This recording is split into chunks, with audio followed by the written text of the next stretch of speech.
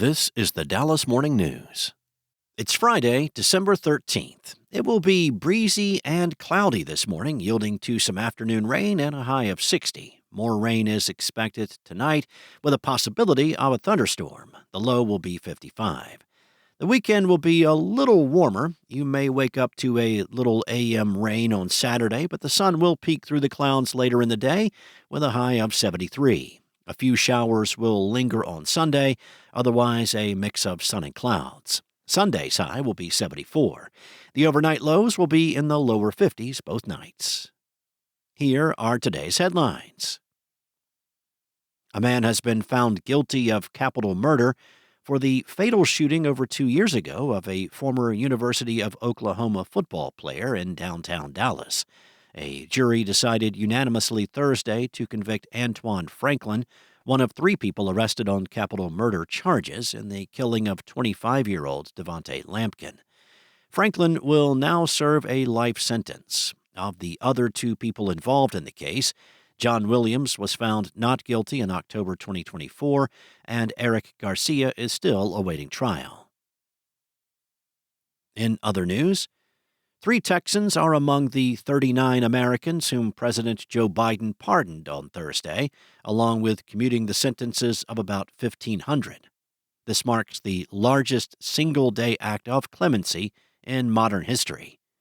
LaShondra Tennille Wilson from Arlington, Mariah Amy Walmsley from LaPorte, and Nathaniel David Reed III from San Antonio are the Texans pardoned by Biden.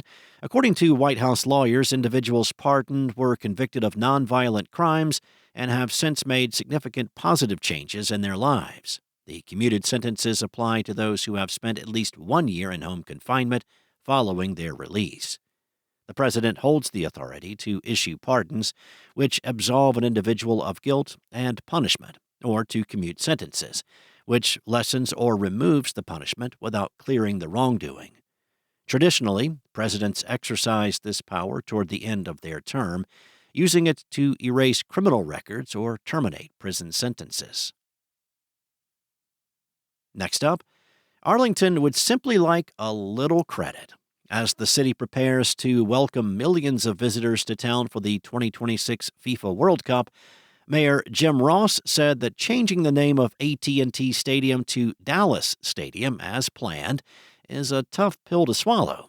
The stadium must change its name to comply with FIFA regulations that prohibit corporate sponsorships from representing host venues. But AT&T Stadium, as just about any North Texan knows, is not in Dallas. Ross told Dallas Sports Commission Executive Director Monica Paul at a city council meeting this week that Arlington has to be recognized. "We're not asking for a lot," Ross said, "but calling that stadium by another city's name is really going to go hard with 400,000 residents in Arlington."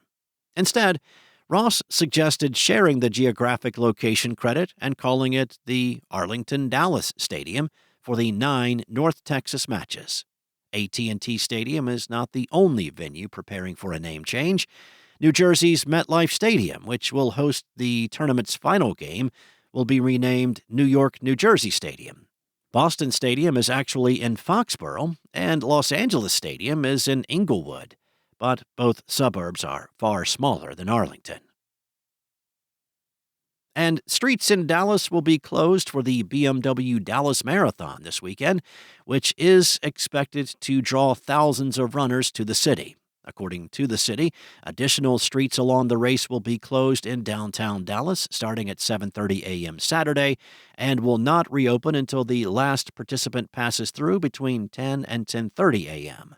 On Sunday, starting at 7:30 a.m., more streets around the city will be closed, reopening after the last runner passes through between 3 and 4 p.m.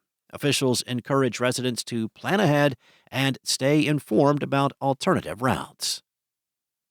Thanks for listening. For more on today's stories and for the latest breaking news, visit dallasnews.com. Enjoy your weekend, and I'll be back on Monday with more from the Dallas Morning News.